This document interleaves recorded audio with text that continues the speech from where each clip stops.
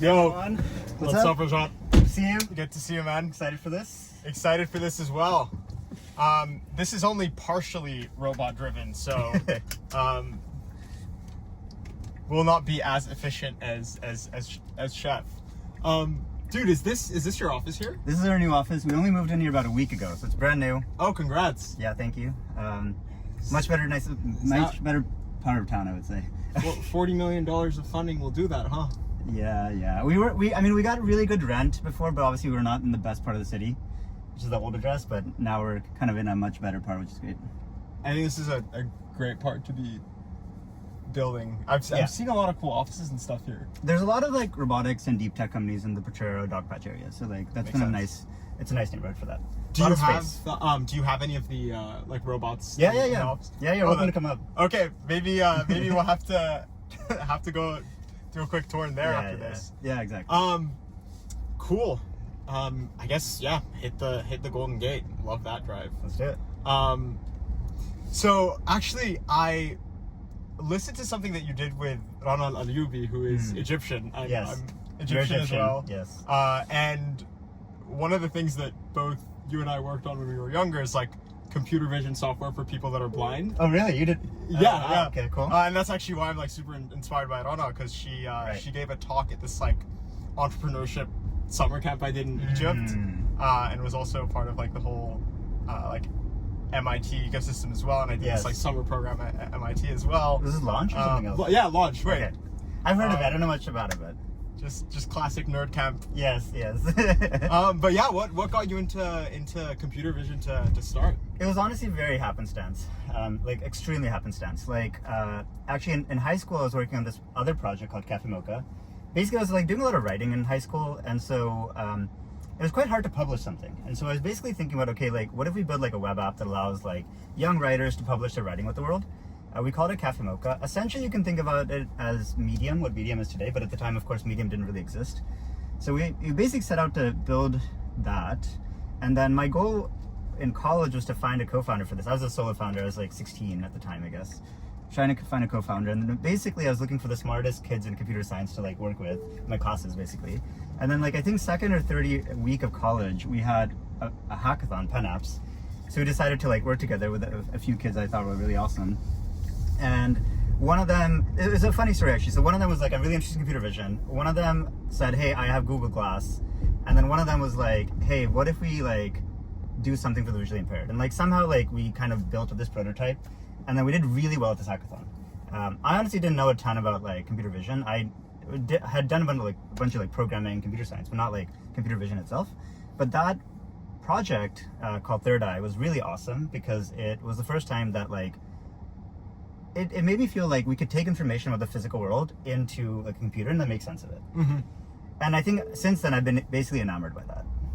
Yeah, it's such a cool thing to be able to do, which is just like, all right, if we can basically encapsulate all of the world's data as code, can we like re-engineer the world and go in like the other direction? Yes. I love what you're doing with like embodied AI and actually taking all of this like software that we've built up and actually doing something in the real world. How do you think about that link between like software and reality? Yeah, I mean, I think like my simple thinking is that the world's biggest problems tend to be in the physical world somehow or the other, right? I mean, all the big problems around like food and agriculture and water and obviously war and terrorism and medicine, these are all physical world problems. And I mean, in another lens... No, I feel like the biggest problems are integrating your data lakes. Right, exactly. There you go. And then in another lens, I mean, 90% of GDP is in the physical world, right? It's these physical world industries. So the entire software industry, I did some math at some point, this is probably a little bit outdated, but it was like 5 or 6% of global GDP. The entire software industry as we know it, right? So like, what I'm really excited about is like, software does have a lot of key benefits, right? Marginal cost of zero, infinite basically scalability. It is really scalable. It's really easy to get started. I mean, there's all these really key things that are really awesome, but like, how can we apply all those core benefits to the physical world? And I think like embodied AI, computer vision, robotics is a very natural instantiation where you still have a product. Marginal cost is close to zero. Of course, there is a kind of a bill of materials element with the hardware itself, but you can use debt and stuff to finance that. So my point is you get a lot of benefits of software, which is the product, and it scales like that.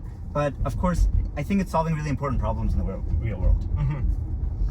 Yeah, I think a big part of this depends on, I guess, being able to like create these physical products almost like software. There's companies like Hadrian, for example, where you can like manufacture things via an API. Yeah. How do you think about like that side of things? Do you think that manufacturing can be done virtually at some point?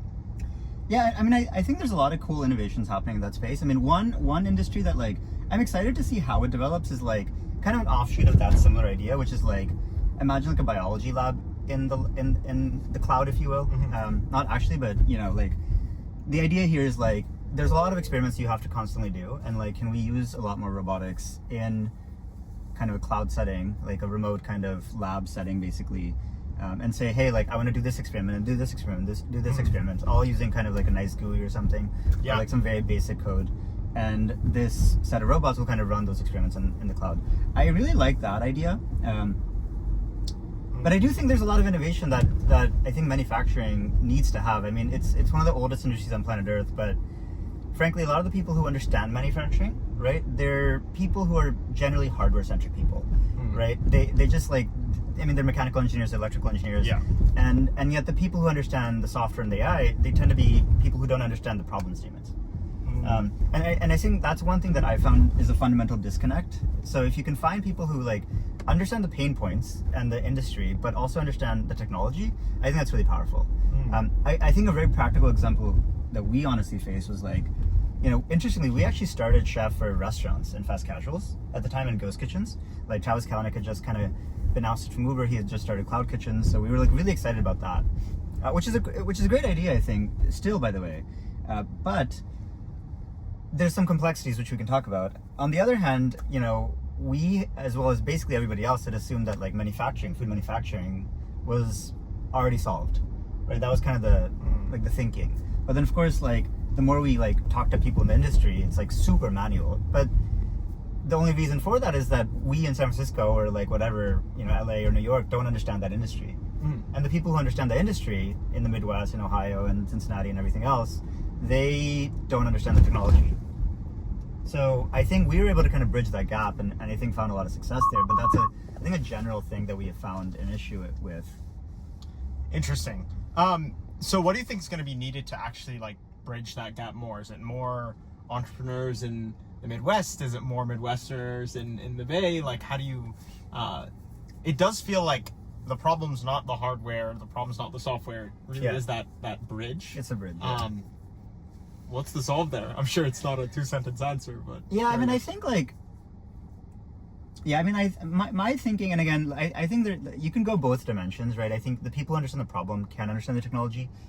It just so happens that I was the other way around. I was the person who understood the technology but didn't understand the problem, right? So for me, it was actually, you know, it was just like talking to people in the industry. So like what I would do is say, okay, hey, look, like, you know, we know that the food industry has some big labor shortages. You know, we're thinking about something in robotics to be able to solve this problem. You know, I'd love to just spend like 15 minutes with you, food manufacturing executive, to like learn about your pain points. Like full stop here, not try to sell them anything, just like an interview kind of thing. And I mean, I talked to like 50, 60 different people in the manufacturing sector and food manufacturing. I think I could have done the same thing in construction. I think I could have done the same thing in agriculture and whatever other industry, right? But because of this, because I was able to just talk to all these people, I was able to get a lot of data points about like what's important to them, what's not important to them, and then synthesize that into like a PRD, if you will. And I think that was really helpful. About like, you know, is there a problem? Is there a problem they'd be they'd be willing to pay for? You know, does the economics work for them? Do the economics work for me, etc. Paul Graham would be very proud to hear this. You grew up, or you were born in India, right? Yeah, I was born in India. I was born in Egypt. When did you move here? I think I was like a few years old. I don't remember exactly the age, but probably like 3 or 4. Gotcha. How about you? I moved here when I was 17. Okay, cool. Yeah, what was... So you did like high school and everything there? Yeah, I did. I was mostly between, so I think up until I was 8, I was mostly in France, and then 8 to 17, I was in Egypt. Yeah. Nice. Interesting experience. Definitely learned a lot from it. Yeah, I'm sure. Did you ever visit India after immigrating here? We usually go back like every couple of years. Cool. What have you learned from there? I mean, a ton. I mean, I think like, as it relates, I mean, like a ton about day-to-day life, of course. I mean, even about running companies, I think like there's a ton to learn. One thing that I think like maybe is like a small example, but I think it's still an important example is like in Indian culture, I think there's a couple concepts that I really like. One is called jugaad. Basically, it's this idea of like figure it out. Like it's like I mean, maybe like an example as it relates to like entrepreneurship in the West might be like the Bezos like take a door and make it into your desk example. It's kind of like, hey, take what you have and make it work, right? So like, I think I have that just in my blood now, just having like, you know, even lived there, but also like family and stuff. Like it's this idea that like, be hacky, be scrappy. You don't need the best stuff. You don't need the most expensive stuff. Like figure it out. And I think that's really important, especially doing like deep tech, just because, you know, there are physical costs. I mean, you got to spend money to buy hardware and stuff. And like, there's so many different expenses, and iterations loops are a little bit slower than SaaS, let's say. And so like, you do have to like be super cognizant of that and just be able to have enough like iteration loops until you get product market fit. And I think that mentality is really helpful for me from that perspective, for example.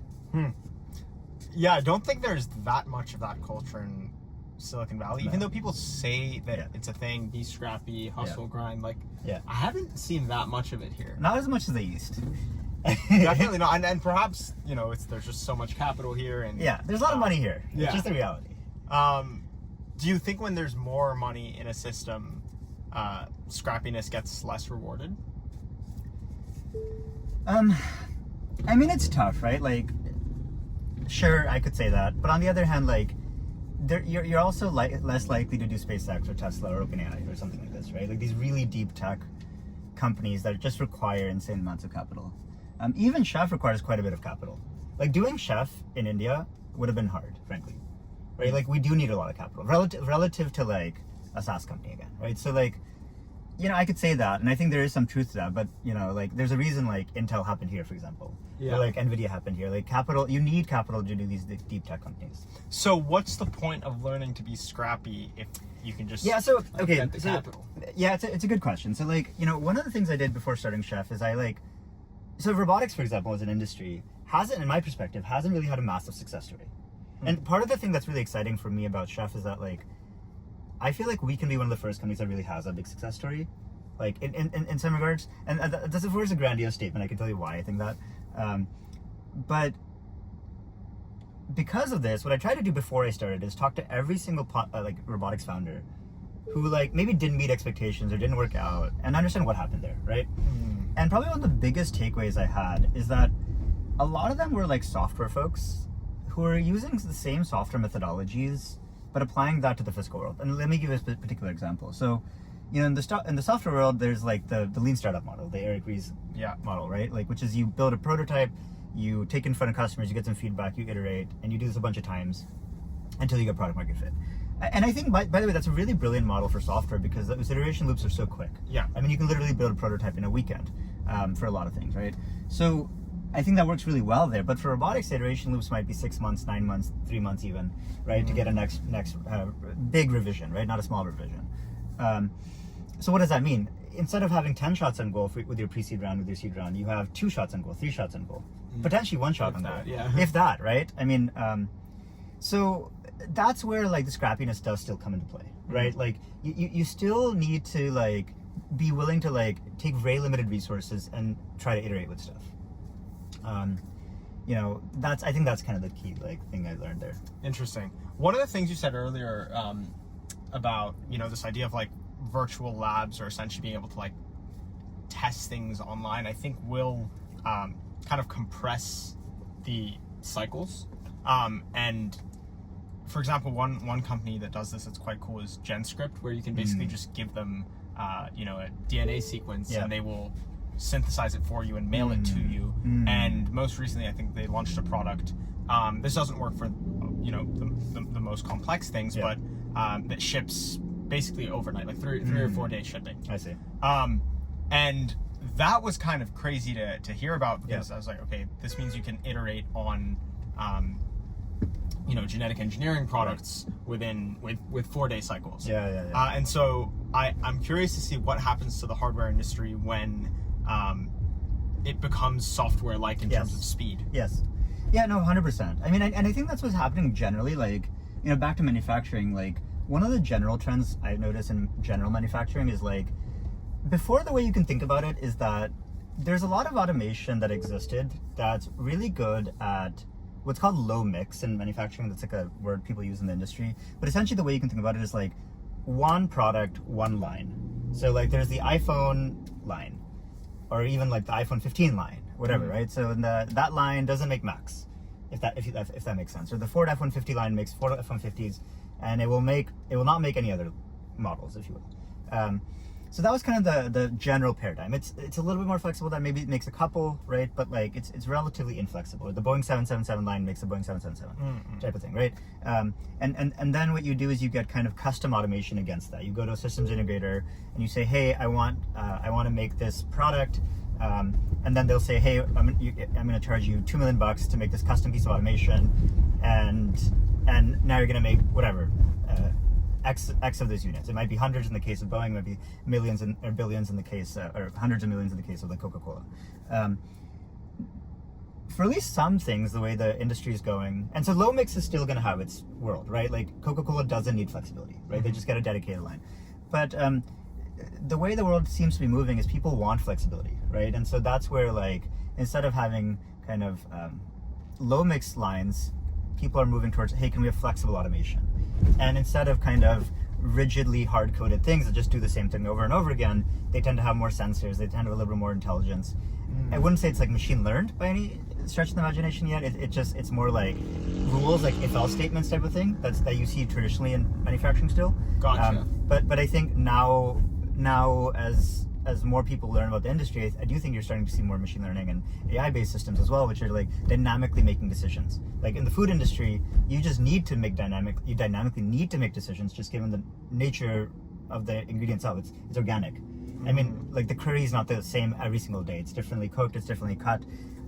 There's different particle sizes of meat inside. So like you're forced to use AI ML, whereas traditional automation just cannot handle that.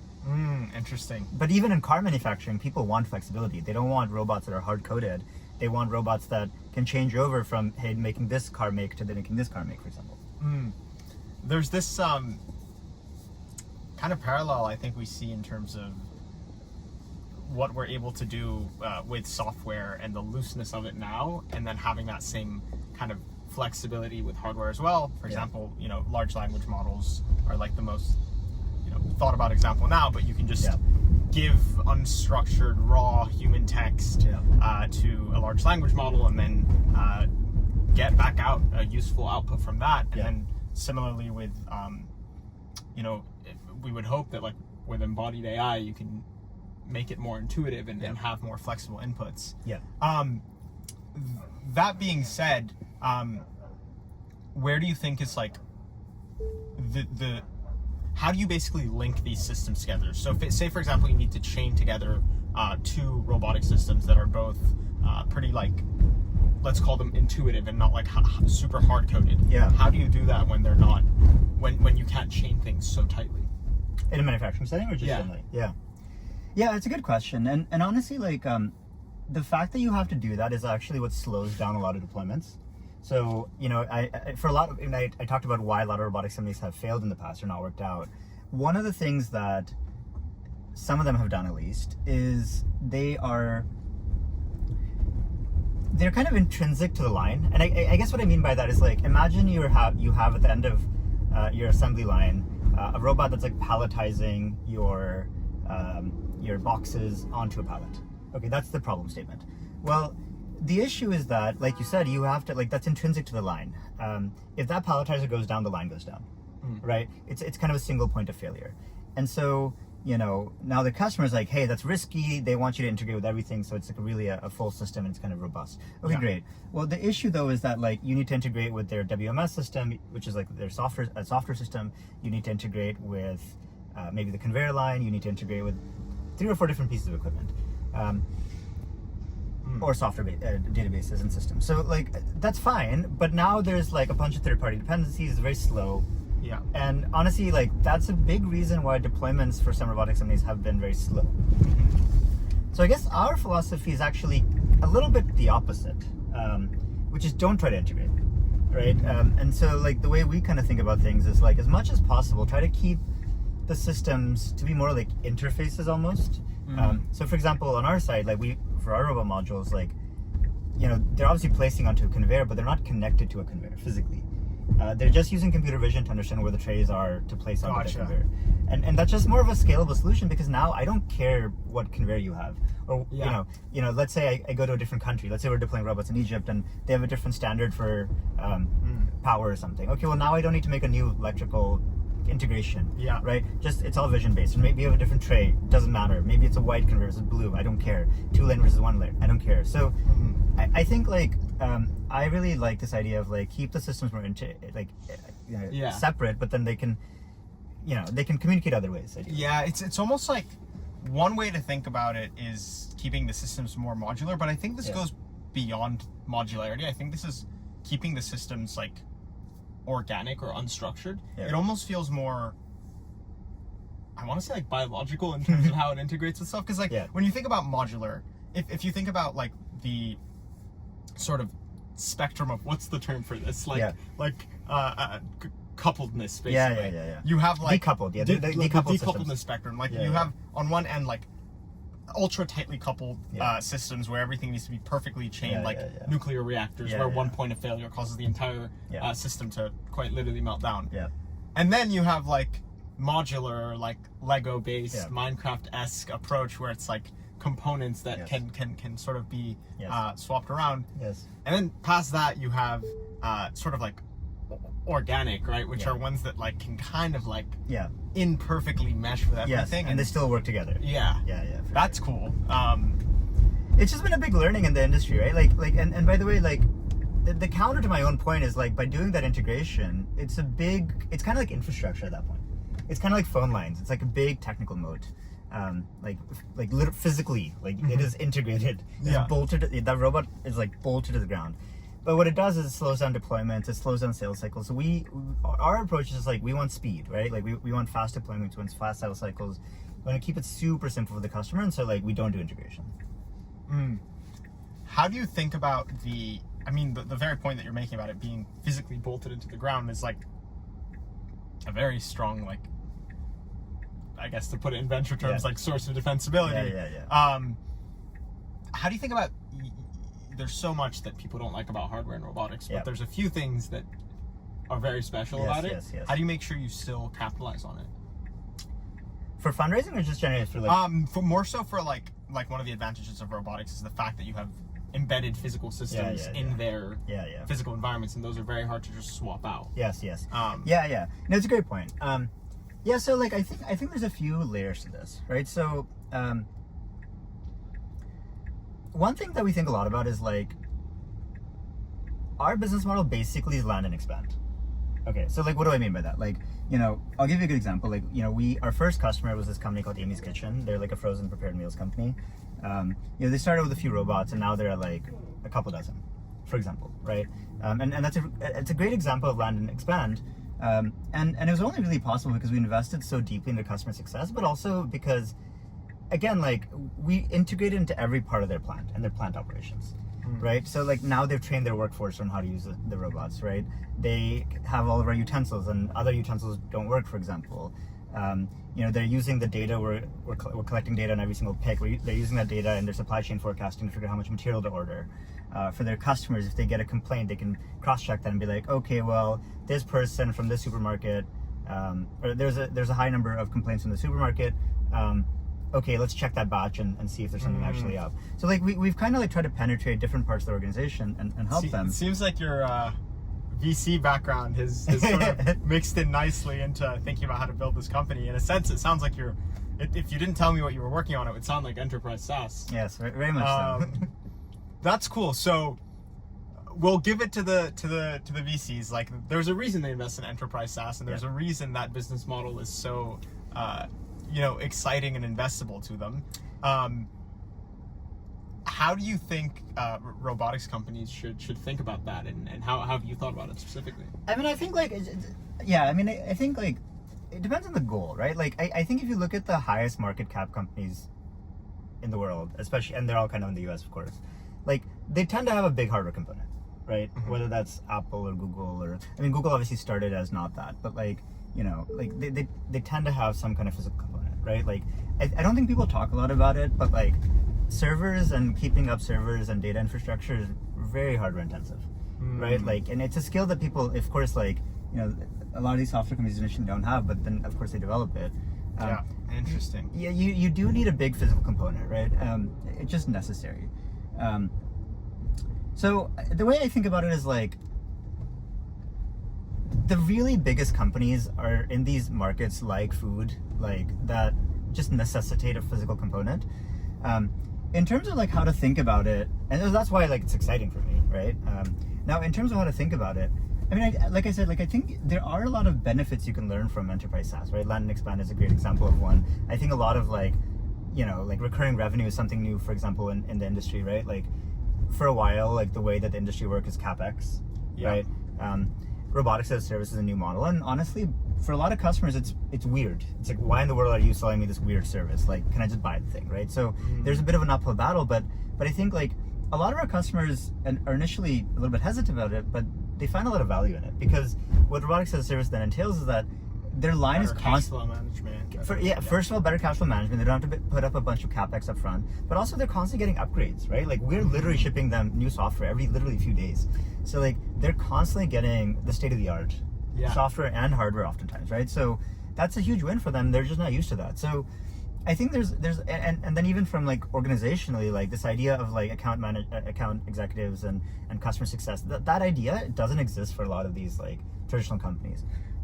So there's a lot of learnings I think we can have, but I think fundamentally, like my belief at least is that like the biggest businesses, like just like full stop period, will be in the physical world. Yeah. Right. And then the question is, how can you learn things from SaaS and enterprise software, and apply those techniques and principles to these kind of companies. Yeah, I think, I mean, like the whole thing with like software eating the world is now you have like decades of data that it's ingested, and I think there's a lot more that we can do with that than just you know, give you more optimized ad targeting or have a better, you know, TikTok feed. And yeah, I really think we should shift our thinking just as a general, like, I guess Silicon Valley culture towards okay, how does this like how does everything in the cloud like impact the ground again? And so I love the fact that you're building a hardware company from like a software background and really integrating the best of both worlds. What are sort of technology or like platform kind of shifts that you think will unlock new capabilities for Chef?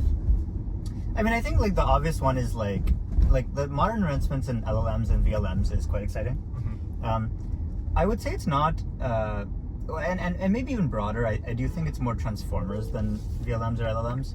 And specifically, there's this technique that has been around in robotics for a while, but I think it's really like becoming a lot more potent right now, which is imitation learning. So imitation learning is not necessarily a new technique, but the way essentially it works is like, you know, in robotics today or before imitation learning really took off in full form, was you kind of have like this like see, think, act model. So you have like some cameras or LiDAR or something that's sensing the world. You make decisions, that's where the ML part comes in, the AI part comes in, and then you actuate, you act, right? So that was the traditional model. So you traditionally had a perception stack and a planning and control stack that allowed you to kind of put this all together.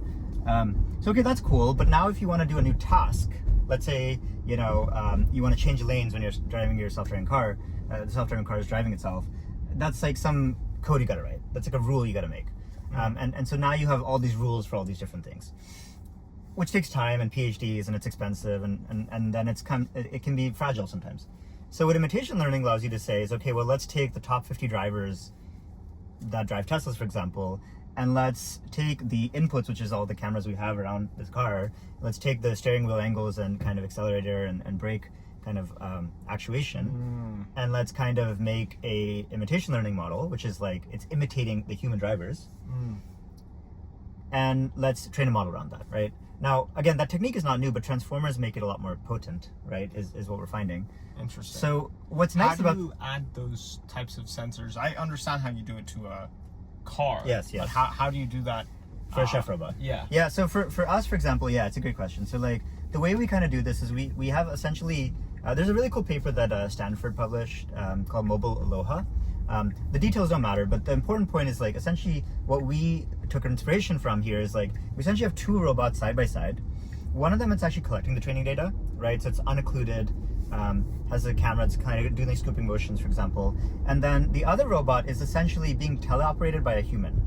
So literally you have a human that's like physically driving the robot to do these scooping motions. And by the way, this teleoperation is just for training. It's not in real time. It's just for onboarding new classes of stuff, if you will, new tasks. So you do 30 or 40 of these motions ahead of time. Use that to train your model. It's based on diffusion, basically the same technique that like Sora uses, DALL-E uses. Yeah. So you train your diffusion policy model, for example, and now you can do that new task without having to write any new code. There's no see, think, act per se. It's just an end-to-end model from, in our case, like RGBD images to joint angles. In the case of Tesla, it might be from like, also RGBD to staring angles, for example. Fascinating. So anyways, so that's a new technique, right? That's kind of like, that we believe is a lot more scalable just because it doesn't require you to like write code to onboard new tasks. You can just like do a demonstration. It's learning by demonstration. Or imitation, right? So this is a really exciting technique that I think is really, that's really taking off, and a lot of robotics companies are leveraging it. The issue, by the way, again, just to kind of present the both sides of the same story, the issue is that 30 to 40 demonstrations is fine for a prototype, but it's probably not fine for production, right? It's good to be like, okay, let's do this new class and kind of get some cool demo working. It's not really good enough to like do 50,000 trays of high volume production. Why? It's just fragile, right? The thing with the physical world, and this is very different than software. Is it all like edge cases? It's a lot of edge cases. So in the software, like one way to think about this is software, like at least, AI is different. AI is more probabilistic, but like think about like general web software. It's generally pretty deterministic. Yeah. Like this input makes that output. Yeah. But the computer, of course, is doing a lot of floating point operations. It's doing a lot of like random. It has a lot of randomness, but but generally it's relatively deterministic. Yes. The physical world is anything but, right? The physical world has a lot of randomness. I mean, food is especially random because every day it's cut and cooked differently. But I mean, you've heard all about the case of self-driving cars that like somebody dies because of a random Coke can or something. Like there's all these weird things that you just have never seen. In our universe, like, the robot is placing and then somebody like bumps into the conveyor, so now the conveyor is skewed. Or like somebody's like angry and they like jack up the conveyor speed and so now it's moving way faster. Or like there's just so many, like, I'm giving a couple examples. There's literally millions of these edge cases we see every day. That's one of the things that makes me really excited about large language models is that they can sort of take these imperfect sort of edge cases and try to make things more deterministic. So you can kind of have these systems where you're like, if we look at like the robustness principles of APIs, it's like it's something along the lines of like be generous with what you take in and strict with what you put out. And that's sort of like the ideal way that like a robot would operate, is like it can operate in any environment but will predictably sort of output the same thing. And one of the things I like about LLMs, even in cases where most of the code may be deterministic, is like if something breaks, can you like kind of bring it back to the track? Yes, 100%. 100%. What is interesting is like, LLMs, in some regards, in and of themselves, don't directly help with robotics. And I know that might sound a little bit weird, and maybe this is a little, basically like LLMs are really good for, at least for the robotics use case, right? For task planning, like, hey, given a scene, figure out what to do. And there is use cases for that, right? Like there are, of course, use case for that. But I think that's honestly not, in some regards, the hard problem for robotics. The hard problem is more like the fine motor control. It's like, okay, like how do I turn without hitting all these other cars? like what joint, like what motor controls do I need? How much voltage do I send to the motor to like turn without hitting these other cars? Like it's very like fine grained motor control. That is what's hard. And so that's why we're actually a little bit more excited. So both LLMs and VLMs and diffusion policy are both powered by transformers. Yeah. But they're slightly separate technologies. Transformers were the key innovation that allowed both of them. So we're actually a little bit more excited personally about like diffusion policy and those kind of techniques as opposed to LLMs, just for the actual on-robot manipulation tasks. Interesting. Right? But again, what is it about diffusion that makes it so good with?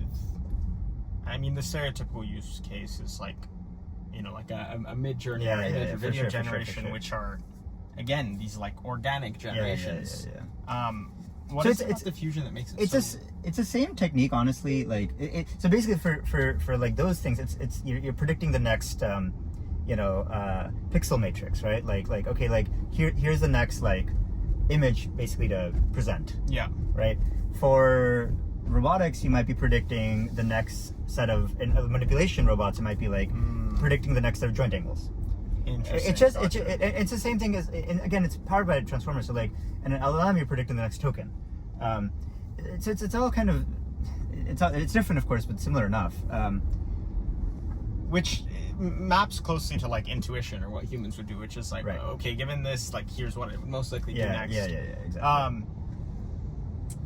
To what extent do you think there's still value in the more like traditional software / mechanical engineering paradigms of like highly deterministic, like logic-driven approaches? They basically like mathematical approaches. Yeah. I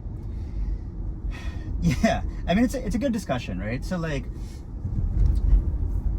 I think a lot of this new tech, like, I'm just talking about robotics. I think like, you know, the world of LLMs, I think is honestly a little bit more mature at this stuff, because, and by the way, why is that? I think the simple reason it is a little bit more mature is because you have this like entire internet of training data, right? That doesn't exist for robotics.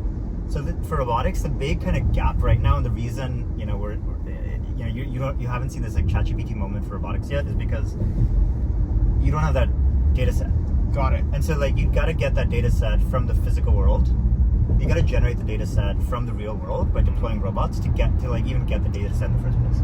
I'm curious how you feel about synthetic training data, and potentially with things like NVIDIA Omniverse, and if in theory with game engines and different simulation software we're able to somewhat closely mirror reality, is there a world where we can create like synthetic data in these virtual environments that are then deployed into the physical world?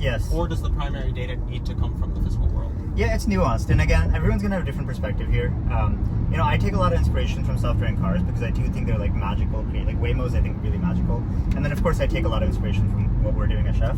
And so maybe like what the self-driving car universe kind of taught us is like, you know, all of them do a ton of simulation. A lot of their models are trained in simulation, but then of course they're doing literally tens of thousands of miles on the roads, right?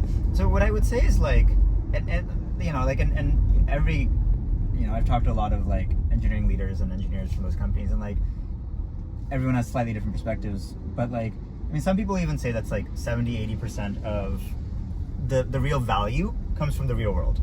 Again, simply because like simulation is good for like predictable stuff, but then the value is from your model has learned the most from like the weird edge cases. Yes. So like, and the real world has those weird edge cases. And like, synthetic data just is stochastically tends towards the mean. So that is, I think, the biggest argument against synthetic data is it's not great at it's the edge cases, which is where all the value lies. So on the other hand, like, you know, of course you should do it, right? It's some regard, it's like, of course you should do it. It's like what it's almost like an obvious cheap thing to do. So, but it's not sufficient. It's perhaps like useful but not sufficient. Now, here's one kind of counterfactual that Chef is its own kind of universe, because with Chef, a lot of the things we're manipulating, the thing that's hard about Chef is the manipulation, the grasping of these ingredients. Everything's squishy. Everything's squishy. You can't model it really well in simulation, and therefore synthetic data really doesn't really work at all. You can model a bunch of other stuff. You can model the conveyor, you can model the robot arm, but that's like fine. That's fine. But that's not the hard part. Yeah. That's not the hard part, right? The hard part of chef is like the manipulation part of it. It's interesting because like one of a pretty classic like challenging problem with robotics would be like the folding clothes problem, which like you know, if you're making lasagna, like that feels like it would have similar like manipulation complexity. Yes. That stuff tends to not be as easy to simulate. But I guess at the same time, it's not easy to simulate, but it's also very hard to get data for. Like how do you I mean, with roads at least, like you have these like big cars and stoplights and these things that are relatively discrete. What are the sensors like on your robots that can pick up these like very squishy like the data squishy, everything's just very 100%. So I guess like and you know, one thing to really call out is like we had this like interesting story where we started before like diffusion policy and LMs and transformers were a thing, right? So we started when like the way to do robotics was see, think, act, which by the way is still kind of the way to do robotics. Like all the companies that are in production actually that are revenue generating still do that. Like most still that. Right. For example. So what do I mean there? So like initially, let's say we were trying to ship like robot 1 to do a few ingredients. What we would do is we would go to our partner customer, which like I said is Amy's, and be like, hey, can we get some of your ingredients? So we bring them back to the office, and then we literally just like design a policy, but basically a bunch of code to like pick it and try to optimize in a bunch of different parameters, whether it's throughput, consistency, squishing, spillage, and of course we can adjust a bunch of physical parameters like the end effector squishing or the flow. Like these are terms that are relevant for pneumatics basically. You can adjust the pressure and the flow, for example, of the robot opening, or like, you know, when you're placing the dwell time above the tray. Anyway, we try to maximize on a bunch of different metrics like throughput, consistency, squishing, placement accuracy, a bunch of different things. And then we'd keep on iterating on this and get customer feedback. And then at some point we're like, okay, it's like good enough. And then of course we went to the customer site and the ingredient's totally different the next day. And then we try again, and then we continue iterating and making better models and better tools and better policies until we're like, customer, we think this is good enough for production. And now we like run production. So now we get like in production training data of how that ingredient changes day by day. You know what I mean? Cool. So now we can like do that single ingredient. So now let's take that ingredient and do a offshoot of that ingredient. So let's just say that was an edamame. So now we say, hey customer, we can do edamame. Can we do a small offshoot of that ingredient, which is like maybe it's like beans. Okay, so now we can do beans, and then we do a small offshoot of that. So my point is that like using this technique, we were able to like do now thousands of ingredients. Interesting. Right? And now it's the same like land and expand mentality. But now, by the way, we are collecting training data, right? So it was a policy that we like wrote code for, but now we have the inputs and outputs, right? The inputs is the RGBD images, the output is the joint angles. So now we can associate these images with this trajectory and actuator outputs that the robot had. So now we can train a model against all of that. So we have 50 million meals of training data. So now we can train a model against all of that. Now, to be clear, that's going to be useful for like stuff that we've seen in the field. So now back to like your question about lasagna, that's where the imitation learning comes in. So now that's where we can have two robots side by side. One robot's collecting training data. One robot, we can have a human literally using their hands to drive the robot to like pick that up. And so we call this a human demonstration, and we combine this with production demonstrations. So production demonstrations plus human demonstrations lead to robust models is our thinking. The human demonstrations are useful for new classes. The production demonstrations are useful for general robustness. And again, you can see that the technology changed a lot. Like before, for lasagna, we would have to generate a bunch of code, right? But now, we can use this new technology. It almost feels like a sieve tech tree of ingredients, where you can kind of like. It's literally taxonomy. We have a taxonomy of ingredients. Like we literally. I was gonna ask, like, is there a way to basically map out, you know, if we unlock this ingredient, and also this would actually be kind of a cool use case for LLMs, and not a very complex one, but basically like figuring out what are the new skill unlocks that like have the most impact on potential things that you can make. 100%. So like at this point, like the reality is like most of the stuff we can do. Like there's a certain classes of food that we cannot do right now. Like lasagna, for example, is frankly one of them. It's a weird thing. It's very like malleable. Another big one that like we haven't yet onboarded is like, hey, I want like, we call them countables, but like I want like 3 pieces of shrimp or 4 cherry tomatoes. It's not like scooping, it's more counting. Does that make sense? Interesting. Right, so it's a slightly different technical problem. Why is that more challenging? I actually would have guessed that that's easier. Lasagna makes intuitive sense as to why. The reason is like, our customers really care about weight, right? So the way you can think about it is like, let's say I'm picking like risotto. Okay. So I scoop the risotto and then I can like see how much I got. And of course, if you scoop at the right point in the hotel pan, like the pan of food basically, if I go to the right XYZ and kind of orientation, right, of the end effector, then I can get the right amount of risotto. But for cherry tomatoes, let's say I'm trying to aim for 3, but I got 4. Well, now I'm super over the target weight. Or if I get 2, I'm super under the target weight. Each particle is like a big shift one way or the other. Got it. So, and what do humans generally do in these scenarios? Yeah, so what humans basically do is they'll still scoop, but then they'll look at it, what they got, and they'll add or remove. They'll edit, if you will.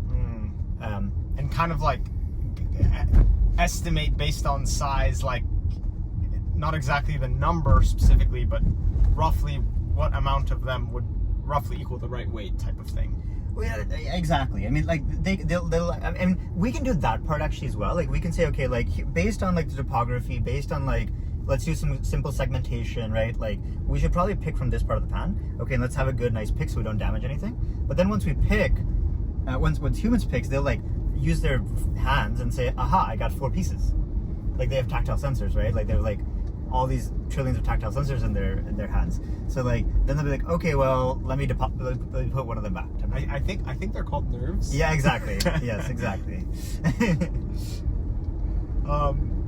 Fascinating. What other areas in robotics are you excited by? And are there any areas that you think people overestimate the simplicity of, and potentially others where people where there's opportunity and people might not see it as clearly? Yeah, it's a great question. Well, let's talk about where people are maybe not seeing the full picture, or like underestimating the complexity. I mean, I think like especially during COVID, there's this big kind of there's a high number of kind of like what I would call like e-commerce related startups in robotics, and a lot of it's driven by the rise of obviously like competitors to Amazon, right? Whether it's Walmart or what have you. I mean, I think the issue with those, and a lot of them are struggling, frankly. They're not doing so hot.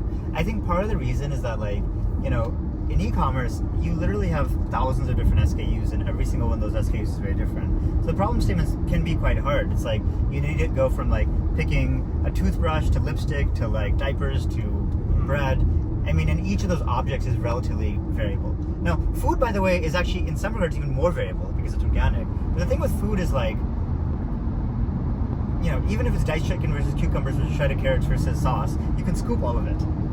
Using the right utensil, the right computer vision, and the right motion planning, you can basically scoop any kind of food, even though the component itself actually might be more variable than e-commerce parts or packages or what have you. So anyways, that's been an interesting thing, and I think a lot of companies haven't really... The core insight, I mean, for Amazon early days was like start with books. I guess a similar reason, which is the first tasks we did with robotics are these highly like discrete sort of clean cut tasks that logic can easily manipulate. Yes. And it's interesting that you kind of say, well, food is organic, and yes, it's messy and squishy, but in some ways it's discrete as well. Yeah. It's all like similar. Like it's weird. Like it's like the way I say is like it's all scoopable with the right utensil. In the right software parameters, the right kind of config or like policy, you should be able to scoop basically anything, right? That's kind of how we think about it. So that's like one industry that I think there's been a lot of hype around, but like it hasn't really panned out as well. Another one, I mean, I think like, and this one's kind of the one that's top of mind for everyone is humanoids, frankly. I think the learning in robotics from many companies, I mean, all those companies and founders that I talked to, that I mentioned earlier, has been like, you try to do all these different tasks, and each task is so incredibly different, and each task has so many edge cases. They're trying to build a general purpose thing that can do any one of those tasks at a high performance is just insanely hard. Not to say it's not possible, it's just that the time horizon is long. So like one kind of analogy we can talk about is like the time from like DARPA Grand Challenge to like Waymos in the streets of San Francisco in production doing driverless rides was around 20 years, right? And I would argue that general purpose manipulation is an even harder task, right, than self-driving in unstructured environments. So I think it's possible, of course, obviously. It's just the time. I think a lot of investors and the common public are underestimating the time it's going to take. I think a lot of this diffusion policy stuff I was mentioning and general robotics foundation model stuff, it is more research than it is production right now, right? It's like there's a lot of like cool papers around it, but like how many companies are actually productionized and are running at scale? I don't know of any except Tesla actually. Like even at Chef, it's mostly research. We're doing a lot of research. We're testing at customers, all that good stuff. But like, it's research. Tesla for sure. I mean, especially with FSD-V12, is using imitation learning in production. But like outside of that, like, it's research. With imitation learning, your benchmark is how closely you're getting to what you're imitating. Yeah. Which I guess. Well. So the idea basically is you use imitation learning to get an initial policy, and then you can use reinforcement learning around that policy to kind of explore the space a little bit more.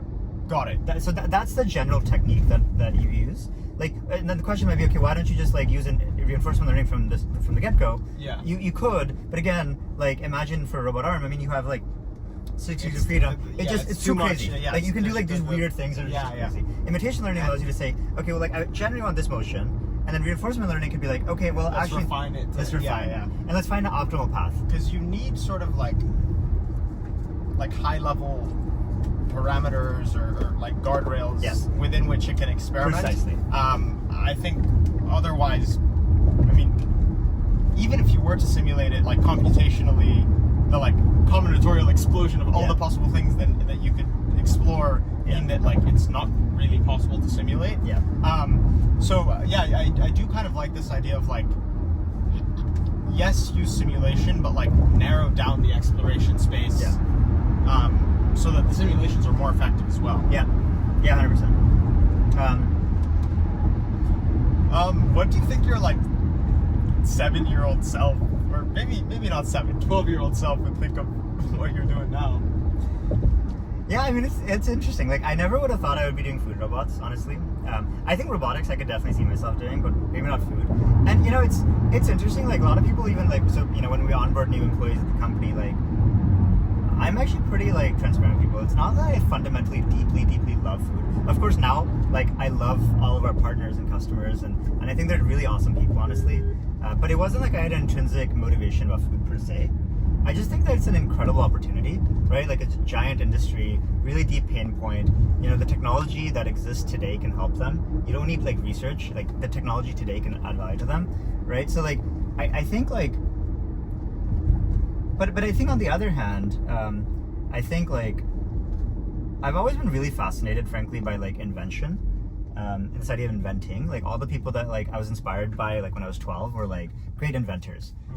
Whether it's the obvious ones like Edison and the Wright brothers, or like Tesla, or more obscure ones. I think I've always like really appreciated like invention, but also Tell I think me about like, your first patent. Yeah, that was that was in high school. It was a kind of a random idea. Basically, I was like, I think I was feeling lazy one day, and I was like, okay, well, like it sounds like this is by the way when I was like, I think it was like freshman year of high school or something. So I was very young. But basically, it was like, what if you had like all your like entertainment systems, like your at the time DVD player, Blu-ray player, like PS3 at the time, and all that good stuff, like all integrated into your sofa basically. And so basically it was like, okay, how do we build like this integrated modular sofa for like your home theater system? the first real patent was for Chef, of course, and it was kind of the core like software and the core hardware for like making Chef possible. But like I think I got really excited about this idea of like making stuff from a pretty early age. But what was interesting actually is like in the Edison versus like Tesla debate, like I'm very much like kind of an Edison fan, because like Tesla didn't really make a business around it. Like he was arguably a better inventor, you know, purely, but like Edison, I think, commercialized it. He's a good businessman. So I think I've always been excited about the combination of like invention and a really good business around it, which is also what I think like, you know, that's very Penn. Did you do the M&T program by any chance? I didn't do M&T, but I said it's a very Penn thing to think. Yeah. It is. And by the way, that's why I went there. Yeah. Like I was like that's like the perfect place for me. Yeah. Because I mean, obviously you have like your MIT on one end of the spectrum, and obviously incredible innovations come out of MIT. But man, I wish more of that stuff actually made it to the world. There's so much stuff at the Media Lab that isn't you know, outside the Media Lab. And I think that's a real shame. 100%. Like a real shame. No, 100%. Yeah. What about the paper that you wrote that's been cited quite a few times? Tell me about that. How did you even get into like this whole material science side of stuff? You can probably tell. Like I think like in these early days, like I've always been an ambitious person. I was trying to figure out like what am I interested in. I think I was just exploring a lot of things, right? So like I explored this like Cafe Mocha thing, for like, and I learned how to like program and like, you know, make a website. And then like this patent was like, it wasn't really about the patent per se. It was like I wanted to like build something. I tried that. Research was something I've always been really inspired by, like you know, just as much as I like invention, I like great scientists. I really appreciate great scientists. So like it wasn't material science per se that excited me. It was more like I was excited about like electrical engineering. And so like what I did is I just like cold emailed like, so I grew up in Cincinnati mostly after like coming from India. And so I reached out to like a bunch of local professors at University of Cincinnati. I was like, hey, you know, I'm like this high school student, you know, I'd love to just like help basically, or do some project anywhere I can. And like one professor really took a bet on me, and he was kind of at the intersection of like material science and electrical engineering, and studying the properties of collagenide glasses basically, which is the glass you use to make like Gorilla Glass on your iPhones, for example. Do you still have that email? Yeah, that email that you sent? Probably. I'll just dig it up, but probably, yeah. It's probably from like a school email. Yeah, 100%. Yeah. But he like really took a bet on me, honestly. And like, I mean, it was an incredible experience, and of course had some success with the paper out of it. But like, I think I also realized like, I don't love research just given the speed of it. I mean, by the way, like that work I did is now kind of live, but it took like a decade. Right, so like I think that actually, so like, interestingly, there's multiple layers of like learnings from that. One is like I'm really grateful for the professor and the experience I had. At the same time, I probably want to do more software, so I was like, okay, I want to do more computer science as opposed to electrical, right? But then also like probably don't want to do more research and science, and probably do want to do more engineering, right? But then of course I came back to, and so then third eye was purely software, right? And so Cafe Mocha was purely software. But then like of course at some point I came back to like the hardware part of it too. So like I do think like I really like that integration of like software, hardware, and business to make a great business. And I think by extension the businesses that I think I am inspired by the most, at least in modern history, are businesses like Apple and Tesla. Yeah, of course. I mean, I think that is the holy grail. Like, like do stuff in the cloud, do things in the ground, make those things integrated, and like change the physical world through a combination of obviously things in the physical world and running those systems on the internet. And I don't really know why, if VCs like, if we know this to be where the impact is, why is money like so afraid of investing here? Like it almost doesn't make sense to me. Yeah, I think it doesn't make sense, and it does make sense. I mean, I think that like, you know, the software in some regards, and especially SaaS, is like, I mean, it's one of the most beautiful business models of all time. And it's like extremely kind of high gross margins, right? It's very scalable. Again, marginal cost of zero. I mean, there's so much. It's like software and media. There's just such good businesses, right? It's just such. So it's like it's not per se that I don't like that, but I just like this so much, if you will. So like it's just easy to go towards that. it's tried and true. You know the business model, you know the sales Yeah. cycles. It's just they get it. They've had success with And it. it also, like, you know, anyone to some degree, like, there's more opportunity because if the bottleneck is talent, Yeah. there are more people who can just, Yeah. you know, build a SaaS app or just throw a camera in a car and Yes. just say, Yes. okay, cool, like I've Yes. made something. But Yes. like Yes. the amount of Yes. energy that it takes to actually Yes. make something physical is much harder. it's harder, and there's Yeah. fewer people Who can do it? yeah. And so, okay, so like that's kind of like I think why it has happened. I guess a couple other thoughts on why, like on the other hand of the story is like, frankly, like the reality, like let's just talk about robotics, but it's true in other spaces too, like 3D printing, is like, frankly, there hasn't been a lot of success stories. Again, like what I tell like prospective candidates, like when I'm interviewing or when we're interviewing, is like, look, like you've been at whatever Cruise or like Zoox or Neuro or whatever company you've been at, and like, you know, the reality is like, it's been tough, right? Like, I mean, you've been grinding, it's been tough, and yet these technologies are really powerful, and we know that robotics is going to succeed. It just hasn't really yet. So what we're going to do at Chef is we're going to take those same core technologies and we're going to apply it to a problem where like we can ship. And by the way, we've already shipped. We made 50 million meals. It's real. Here's what we're going to do. Here's what your code is going to do in production today. Like in a week, we expect your code to be in production at this customer, right? So like That's very exciting. That's very exciting very, for people, very exciting. right? So like, and I think that so anyways, back to the investor side of the sentiment. Like, I mean, a lot of times, like the story I hear from investors is like, look, like we've deployed tens of millions, sometimes hundreds of millions, sometimes billions of dollars of capital into autonomy, Yeah. and like we've gotten nothing out of it. So it's not to say I'm not excited. And Yeah, but I see. I think, like, to that you need to just tell them that's why you should put in more. Yeah, exactly. And like it's like hard to explain why this Yeah. makes sense, but it's almost like whenever the research like does stuff but potentially fails on commercialization or gets close, Yeah. when all of a sudden the capital markets just like rug pull the funding, Yes. you actually like destroy the industry and then you 100%. have to reset again. 100%. I think to some extent the biotech industry is seeing this where it's like, oh, well, all these like platform plays that we invested in didn't end up panning out, so Yeah. now let's like stop doing bio. Yeah. And then they get excited about buy it again and then just like throw excessive capital, and I think they should just consistently Yeah. invest Yes. in deep tech and Yes. biotech Yes. in a stable fashion versus Yes. just like this hype driven 100%. like boom or bust 100 I mean, mentality. 100%. I think, like, I guess, like, look, like, I can tell the story, and I think my founder friends can tell this, and deep tech can tell their stories about. You just keep on being persistent, but I think really my thinking is like the industry needs a success story, right? So like, and I guess here's what I mean, like. But you know, Tesla, Apple, like I don't know For if I sure. agree with you because like it has like It's these, there's been a there's massive- $3 trillion like the world's wealthiest man did it, like we're sitting in it, like we're literally, I'll just go like that. Yes. Oh well, I guess Yes. self-driving isn't enabled. Whoops, bad timing. But in theory, it works. Yes. No, I agree. I mean, yeah, preaching to the choir a little bit. I mean, I asked the same question. It's like you guys wanted to change the world, and you're investing in B2B SaaS. Yeah, like it's not saying B2B SaaS is a bad place to invest. I'm just saying it's not venture.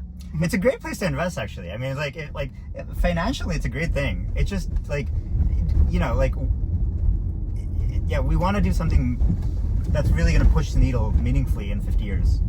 And I think that's got to be like combining. It's got to be in the world. I almost think we should not allow something to be called venture unless it has like an actual material impact on the real world, whether it's through like robotics or biology or material science. Perhaps the only exception I might say to that is like true venture software. Like software like OpenAI. And that's again like a research lab. Yes, There's like a heavy engineering and scientific component. Yes. And this is the foundation of Silicon Valley, right? Like, I mean, it all started with like semiconductors, right? And like Intel and Fairchild Semiconductor and Shockley Semiconductor, and I mean, these are all like super tech, Genentech, even from the early Kleiner days, right? Like these are all super technically complex companies, right? Like this is how Silicon Valley You were was a founded. fellow at Kleiner for a bit, right? Yeah. Very cool. Yeah. It was a great experience, honestly. I'm sure you learned a ton about how investors think, and it's clear that you've thought about that a lot in building your company. Yeah, exactly. And honestly, like, I mean, like, they also took a bet on Chef, and they've been great. I mean, I think, like, that was a great program in hindsight, I think. And obviously I learned a lot. A lot of my close friends are still from that program, and they've been great partners for Chef as well. That's awesome. Yeah. Sorry, I cut you off. What were you saying? Around. Oh yeah, we were talking about the origins. Oh of yeah. Genentech, I think, yeah, like, I think like, my point is, like, Silicon Valley started with deep tech, right? And I think, like, that is kind of the blood, sweat, and tears that, like, built this entire place. Yeah. Right. But I think over time you naturally people become more risk averse, right? I think that's just the nature of things. But yeah, like, I would love to see more capital and like, people who are more risk-philic a little bit around these things, because I do think, yeah, like, these are how the next trillion-dollar companies are going to be made, right? I don't see a way in which that's not the case. Right. It has to be the case. Yeah. Like, you're either investing in efficiencies or you're investing in breakthroughs. Yeah. Now, in your case, you're creating breakthroughs in efficiency. Yes. But that's a real world physical problem, and, like, the scale of that. Scale of the inefficiency there is breakthrough level. No, for sure. And I mean, like there's one, like, and like, just to kind of highlight that, like, it was a funny, like, little story. Like, so we went to this customer in the Midwest, actually, a few weeks ago, and we were just in the Uber, like, going from our hotel to the customer site, and we're like, oh, like, we're just talking with the Uber driver, and she's like, oh yeah, I used to work at that customer. I won't name who it is, but I used to work at that customer. And we're like, whoa, that's funny. I like it. Weird coincidence. And then she's like, no, actually, like, that customer literally hired everyone within a 50-mile radius of the plant, and there's nobody left for them to hire. So like that, like, highlights the nature of the problem, right? Like, there's literally a massive labor shortage, and if they do not solve this problem, they cannot meet volume. They cannot offshore food production. You just can't do it, right? Like, I mean, in the case of Hadrian, like, part of the reason America's having these troubles with manufacturing is, like, a lot of that's been offshored, right? And so the whole point is reshoring and keeping production on shore and reindustrialization, which is, I think, great. But food is hard to do that. So if you don't have people, like, what do? You do overtime. You like leave revenue on the table. Like, there's, I mean, you figure it out. Yeah. But, like, it's really, there's no good solution. And if this kind of continues, because again, these production rooms are cold rooms at 34 degrees Fahrenheit. I mean, a lot of our customers are literally like, this is an industry that, like, we think, yeah, like, people will just not want to work this job within 5 years. It's just like, we'll not be able to hire anybody. So I think, yeah, like, I think in the case of robotics, at least, I think there's, like, you know, yes, you're generating business efficiencies, but, like, it's driven by the fact that, like, the pain point is so deep and so intrinsic that, like, there's no alternative. I didn't know that point about, like, literally working in cold rooms. Yeah. It's a really hard job. I mean, like, sometimes, like, you know, obviously for deployments we'll go on site, or, like, for customer success or new sales I'll go on site. And it's like, you'll go into this room for, like, 15 minutes, and, like, I mean, within 15 minutes it's like, holy crap, I want to leave. Sometimes, like, we'll even kind of, like, we'll kind of go on the line and just be like, okay, just for, like, new employees, or, like, even for just curiosity, and, like, do the job itself manually for, like, 10 minutes. And then within 10 minutes, it's like your arm is aching, your back is aching, because it's, like, super fast, right? These are, like, going, like, 40 trays per minute, like, lines, right? So it's, like, very fast paced. It's cold. Sometimes you're even scooping, like, these ingredients, and they're cold in your fingers, so you can't even feel your fingers. It's hard, right? So, like, there's a good reason why there's a labor shortage. Yeah, I think that part of, you know, working in tech and, you know, being in Silicon Valley is, like, you get so disconnected from, like, just the human suffering of most jobs. Yes. And it's easy to forget, like, how physically easy our jobs are. Yes, 100%. By the way, same thing's true in, like, construction, right? Like, it's extremely hot. I mean, like, you start early in the day, you go late into the night sometimes, right? Like, I mean, there's a lot of industries that are really tough. Yeah. Right.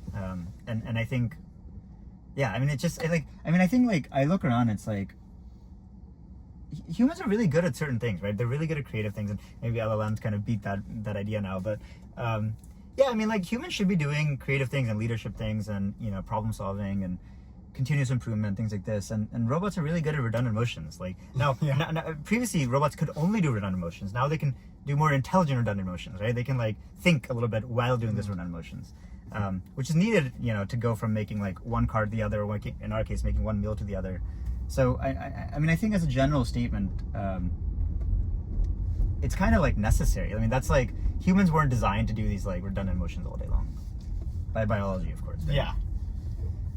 Yeah. I wish it was easier to convey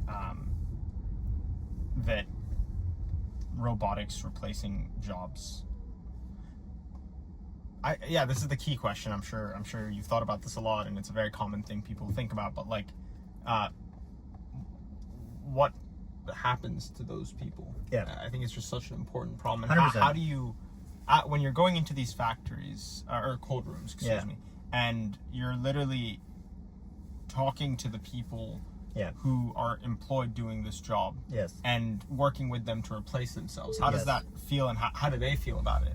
100%. So I think like one thing to really call out is like, again, nobody's being replaced. There's a labor shortage. It's the number one labor shortage in the U.S. So I think that's the crux of it, right? The reality of the situation is like, it's like, hey, we have line 10 over there, and line 10 over there just can't run because we don't have staffing for it. Okay, well, let's put robots there. So usually what we find, and by the way, we've found like, if you like, there's a lot, like, history tells the story. Like if you look at the first industrial revolution, second industrial revolution, even like non-industrial revolution stuff like the Jethro Tull and stuff, or like the tractor, or like what have you. Usually what we find is that like, look, technology, forget automation, just technology tends to make things more efficient, tends to reduce cost. By reducing cost, production increases, whatever that means. Like by inventing the printing press, books were made. Okay, so there's more production of books. Because there's more production, there's more actual wealth. Like there's the economy literally swells. By the economy swelling, right? GDP goes up. By GDP's and going up, both businesses thrive, the country thrives, more businesses form, right? Those same businesses. I didn't really understand like how does an economy grow. When I was younger, I'd think about this a lot. Like if there's like a limited amount of money, how is there more? Like how's the economy growing?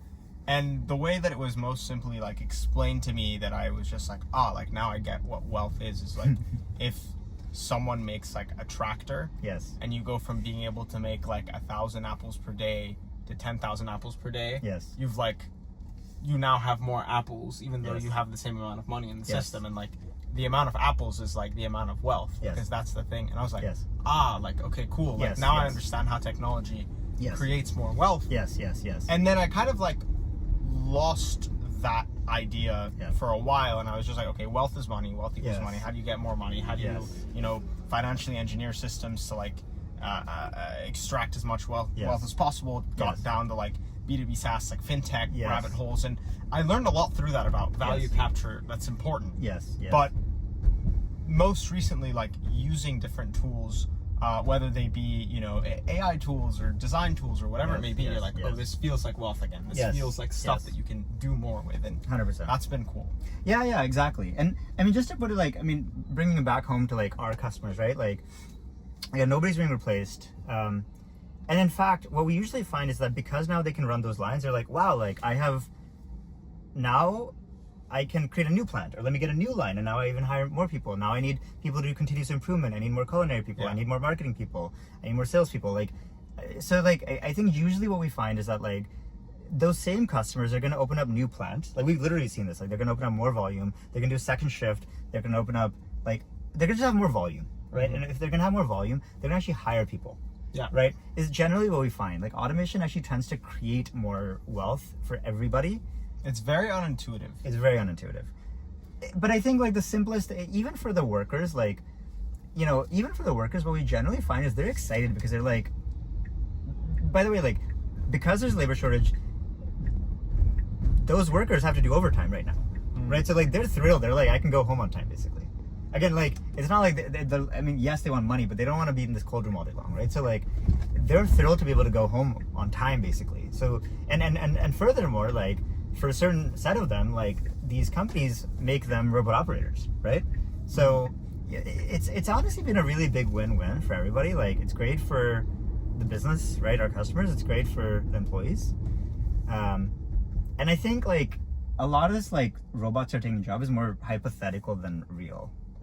It's more of a theoretical construct than it's real. It is, as is the like AGI will end the world. And I think a lot of these like narratives can be very destructive and just like shift the focus away from like, okay, we have a lot of problems and we actually need to solve them. Yes, exactly. Like we need to make food, we need to make medicine. Exactly. We need to have good transportation systems. Like Yes. we need to not be like pondering about what happens when AGI tries to harvest all the metal on Earth and then like right? Like come on guys. Like yes, the paperclip monster can be a theoretical thing. Yeah. Like it's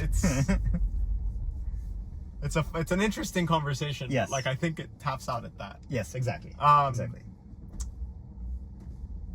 How do you feel, I guess, about the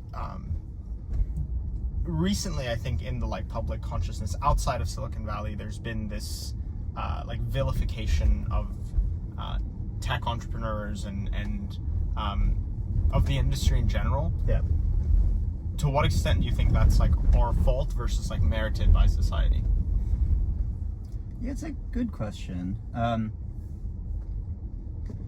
mean, I think it's kind of like, yeah, I mean, Silicon Valley's kind of become the haves now, if you will. Like, it's these like wealthy individuals who control a lot and arguably, like, you know, with Facebook and X and stuff, like sway elections and have pretty big, meaningful results, right? So, I think it's the case we have seen throughout history, right? Even the French Revolution. It feels a little bit like the haves versus have-nots, and I think a lot of other people feel like they just gotta go along with what like some person on Twitter is thinking or X is thinking, and like their values and their beliefs, right? So I think that's kind of the case for like, you know, maybe justification. I don't know. Obviously, that's not going to be greatly, you know, agreed to view with this audience probably. But like, I think that's kind of the anti-case. On the other hand, it's like, yeah, like what's great about Silicon Valley and what's brilliant about Silicon Valley is like it's all self-made, right? Like these people all built it up from nothing. It's kind of the American dream. It's just like in some regards, it's like if you follow the American dream and then you're too successful, that's not okay. You got to be just successful enough, but not too successful. Yes, it's self-made, but I also think the insularity of the network can make it. Like I understand how the technology industry is very in-group driven. Yeah. And yeah. Did you go to the right school? And like, as much as people don't like to talk about it, like, you know, a lot of investors went to a few different schools. Beyond even the schools, it's just like the mindset and like the type of person. Like tech people just really just are only around tech people to the point where it's like a common joke that's made. It's 100%. You walk into a room and it's all tech bros. Yes, 100%. And they talk like each other, they think like each other, they read the same books, they listen to the same podcasts. Yeah. And I understand why society like pushes back on it. But I don't think that changes the fact that the work being done is important and that it needs to continue getting done. 100%. And I, you know, all of that being said, I think one thing that I really just loved about Silicon Valley, it's like, again, it's obvious in some regards, but I still will just call it out. It's like, you know, you still have the Mark Zuckerberg example, right? Just like, you can just do stuff. It's so like trite almost at this point, right? Yeah. But you can just do stuff and just like show your value. Just show revenue, show value, show like, and it doesn't matter who you are, what color your skin is, or like male versus female. Like, of course, I'm simplifying. That does still matter, and there's still a lot of biases. I don't want to like undermine that, but like, it is result driven. It is to a much larger. Which is not true in media, which is not true in finance, which is not true in like law, like many other industries. That's still not true, right? Like a guy from India and Egypt would not be like able to. Like, I mean. You know, given the right circumstances, sure, but like, you know, like ordinary case. Well, it's because we're the right skin color for this industry. Yeah, exactly. It doesn't matter if you're brown or minority, white or whatever it may be. Yes, exactly. Like it is cool to like feel like there is an industry where immigrants can do really well, and there is actually upward mobility that still exists 100%. here in a way where. You know, have some friends that are you know, actors and musicians, and like, man, is that like a nepotism driven industry. Super hard. My goodness. Like the American dream, I don't think exists there perhaps in the way that it used to. Maybe it never has. Yes. But in defense of the tech industry, like this remains a place where you can come and just do things. Yep. And I hope it remains that way. Yeah, 100%. It is. I mean, to be clear, like I do think it can still be hard to break. I mean, like I think for software, like, you know, where you just need a laptop and some Google Cloud credits to get started, AWS credits to get started. I think it's true, but I mean, I think like, as much as I talk about like, hey, like investors are cautious about deep tech, like, I guess we are now one of the success stories. Like, we've been able to, raise a lot of capital, and a lot of that probably is because I know the right people and I was part of these groups, and like I was able to be part of like whatever KP and all the things I've done, right? So yeah, I mean, I think it is. I mean, you were born in India. You made your first projects in Cincinnati. It wasn't. I mean, I definitely think you very much are an example of someone that's like earned their way. Yeah. Earned their way to where you are, and I think that's very commendable. Yeah, I appreciate that. I mean, same for you, right? I mean, it's incredible. Still, I'm still midway, early stages of the journey. I guess we both are. Yeah. At least Yeah. I'd like to think we are. Both early days. But yeah, it's fun. I'm super excited to check out the robots. We got kind of stuck in traffic, so kind of slapped for time, but definitely want to swing by the office at some point and 100%. Not just see the product, but try some of the food as well. Yes. Dude, was such a pleasure, man. Congrats on everything you've built, and really excited to eat the food that you guys make. Let's do it. Great to see you, Marwan. Great to see you. Thank you so much.